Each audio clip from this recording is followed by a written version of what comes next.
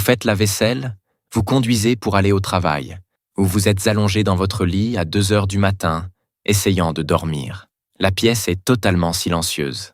La radio est éteinte depuis des heures. Et pourtant, sans prévenir, un fragment de 10 secondes d'une chanson à laquelle vous n'avez pas pensé consciemment depuis des années commence à tourner en boucle dans votre tête. La même phrase, le même rythme, encore et encore. Vous essayez de penser à autre chose. La liste de courses, un problème au travail, n'importe quoi. Mais la mélodie prend le dessus. Vous la fredonnez sans le vouloir. Vous vous surprenez à tapoter le rythme sur votre bureau.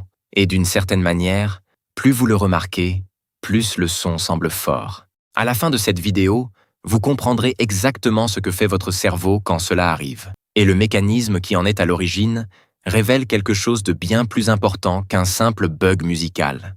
Il révèle comment votre esprit décide de ce qui est terminé, de ce qui n'est pas résolu, et de ce qui doit rester actif jusqu'à l'obtention d'une réponse.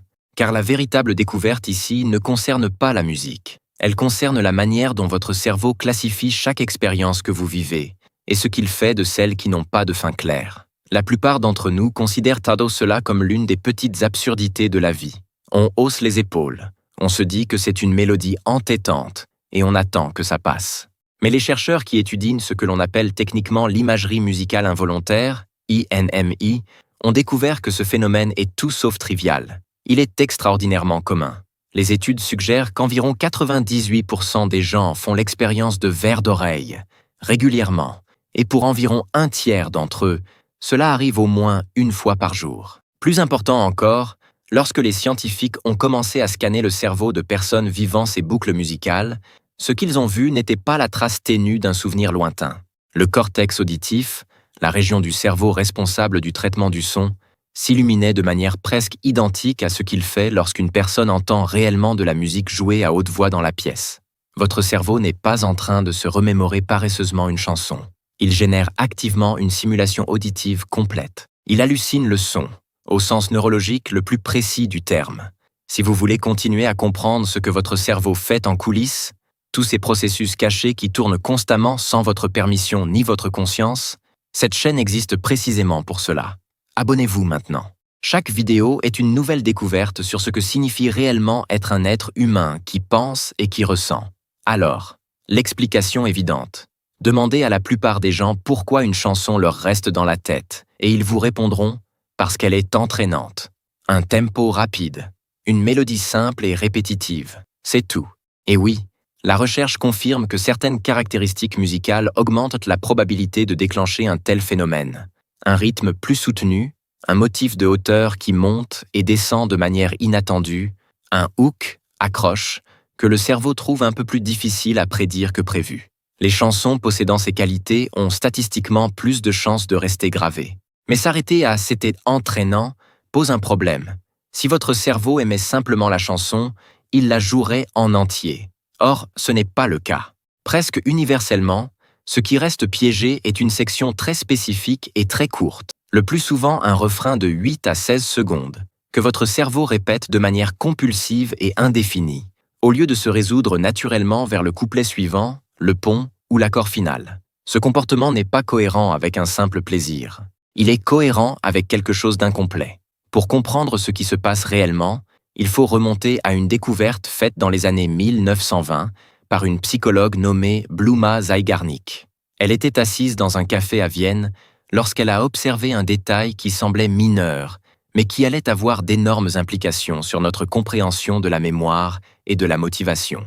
Elle a remarqué que les serveurs autour d'elle possédèrent une capacité remarquable. Ils pouvaient retenir parfaitement des commandes complexes de plusieurs plats de tête, se souvenant exactement de qui avait commandé quoi, avec quelle modification, à quelle table.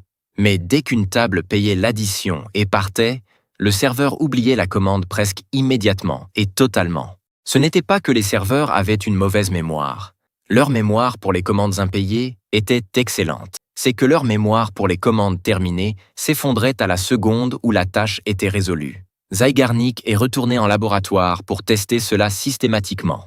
Elle a demandé à des sujets de travailler sur une série de petites tâches, puzzles, problèmes d'arithmétique, défis de construction simple, et en a interrompu la moitié avant qu'ils ne puissent le finir. Plus tard, Lorsqu'elle a demandé au sujet de se souvenir des tâches sur lesquelles ils avaient travaillé, les tâches interrompues et inachevées étaient mémorisées presque 2 fois mieux que les tâches terminées. Sa conclusion est devenue l'un des principes fondateurs de la psychologie cognitive.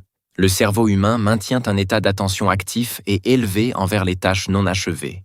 Une tâche inachevée crée ce que les psychologues appellent une tension cognitive, une alerte mentale de bas niveau qui maintient la tâche en circulation dans la mémoire de travail, l'empêchant d'être classée et oubliée jusqu'à ce qu'elle soit résolue. C'est l'effet Zeigarnik, et c'est exactement ce que fait votre cortex auditif avec ce refrain.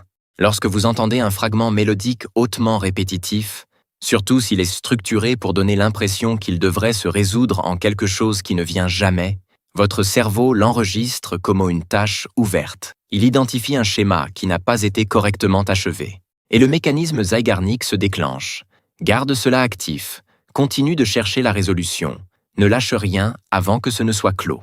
Votre cortex auditif commence à simuler l'audio en interne, lançant la boucle encore et encore, essayant essentiellement de finir la chanson en trouvant où elle va ensuite. Mais si la résolution n'est pas en mémoire, si vous ne connaissez que le refrain et pas la suite, la boucle frappe un cul-de-sac et recommence. Votre cerveau ne dysfonctionne pas. Il exécute son protocole standard de tâches incomplètes sur un motif musical. C'est alors qu'un élément inattendu entre en jeu et il change la manière dont vous percevrez tout le phénomène. Logiquement, vous supposeriez que la solution est de chasser activement la chanson de votre esprit, de vous concentrer intensément sur autre chose et de neutraliser la boucle par la volonté. Mais il existe un phénomène cognitif bien documenté qui rend cette stratégie presque parfaitement contre-productive. C'est ce qu'on appelle la théorie des processus ironiques, décrite pour la première fois par le psychologue social Daniel Wegner. Et elle fonctionne ainsi. Chaque fois que vous essayez consciemment de supprimer une pensée, chaque fois que vous vous dites « ne pense pas à cette chanson », votre cerveau doit faire tourner 2 processus simultanés. Un processus essaie réellement de penser à d'autres choses, mais un second processus, un processus de surveillance, doit effectuer une vérification constante en arrière-plan pour s'assurer que la pensée supprimée n'est pas revenue. Et pour vérifier si vous pensez toujours à la chanson, ce processus de surveillance doit faire référence à la chanson. Il doit savoir ce qu'il cherche pour pouvoir le chercher. Le résultat est que plus vous essayez activement de ne pas penser à la chanson, plus ce moniteur d'arrière-plan y fait référence, et plus la boucle reste active. Une étude de chercheurs en cognition musicale a confirmé cela directement. Les sujets à qui l'on avait explicitement demandé de supprimer une chanson entêtante ont rapporté qu'elle persistait nettement plus longtemps que les sujets n'ayant reçu aucune instruction et ayant simplement laissé la boucle suivre son cours. La suppression prolonge la chose même qu'elle tente d'éliminer. Alors, qu'est-ce qui fonctionne vraiment? La solution la plus soutenue scientifiquement est contre-intuitive mais précise.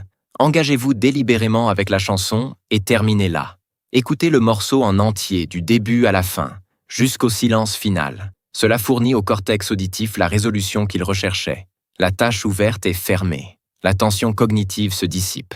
La boucle Zeigarnik cesse de circuler car le cerveau a reçu ce qu'il attendait. Si vous ne pouvez pas jouer la chanson, si vous êtes dans un endroit sans accès à la musique, il existe un second mécanisme à connaître. La boucle musicale repose sur une ressource neuronale appelée la boucle phonologique, le système de répétition subvocale que votre cerveau utilise pour maintenir et traiter le langage et le son dans la mémoire à court terme. Lorsque vous entendez intérieurement une mélodie, vous sollicitez ce système. Des recherches ont montré que la boucle phonologique peut être perturbée par des demandes motrices concurrentes, spécifiquement les programmes moteurs utilisés dans l'articulation de la parole. C'est pourquoi mâcher du chewing-gum, entre toutes choses, bénéficie d'un soutien empirique comme intervention contre ces boucles musicales. Les mouvements de la mâchoire impliqués dans la mastication interfèrent avec les programmes articulatoires que le cerveau utilise pour simuler la musique en interne. Ce n'est pas parfait, ni permanent, mais les données sont réelles. Si cette vidéo vous a aidé à comprendre enfin pourquoi votre cerveau vous torture avec ce refrain, partagez-la avec quelqu'un qui souffre de la même boucle. Il vous en remerciera. Et voici maintenant la pièce du puzzle que la plupart des explications sur les chansons entêtantes ignorent totalement. L'implication qui va bien au-delà des chansons pop agaçantes. L'effet Zeigarnik n'est pas seulement une curiosité de la mémoire musicale. C'est l'un des principaux mécanismes par lesquels votre cerveau décide de ce qu'il doit garder et de ce qu'il doit libérer. Des conversations inachevées reviennent dans vos pensées. Des disputes que vous n'avez jamais totalement résolues réapparaissent à des moments inopportuns. Des projets que vous avez commencés mais pas terminés continuent de faire surface dans votre conscience. Le mécanisme même qui emprisonne un refrain dans votre tête est celui qui rend si difficile de cesser de penser à une parole que vous avez dite à quelqu'un et qui a été mal interprétée, ou à une décision que vous avez prise mais que vous n'avez pas encore totalement intégrée. Votre cerveau n'est pas arbitraire dans ce qu'il maintient actif. Il est spécifiquement, implacablement concentré sur ce qui n'est pas résolu. La chanson entêtante n'est que la version musicalement la plus évidente d'un processus qui façonne votre attention en permanence, dans tous les domaines de votre expérience. Comprendre cela change la signification de la boucle. Ce n'est pas du bruit. C'est le système de mémoire de votre cerveau qui fonctionne exactement comme prévu, signalant un dossier ouvert, maintenant un état de préparation active, refusant d'archiver ce qui n'a pas été terminé. La frustration que vous ressentez n'est que l'effet secondaire d'une machine conçue pour prendre les affaires inachevées très au sérieux. Avez-vous déjà eu une chanson qui tournait en boucle dans votre tête pendant des jours? Ou vous êtes-vous déjà réveillé au milieu de la nuit avec un refrain qui tournait encore? Dites-moi dans les commentaires de quelle chanson il s'agissait, et si vous avez trouvé quelque chose qui l'a vraiment fait s'arrêter. Votre cerveau ne gaspille pas d'énergie sur ce qui est fini. Il garde tout ce qu'il a pour les choses qui attendent encore d'être résolues.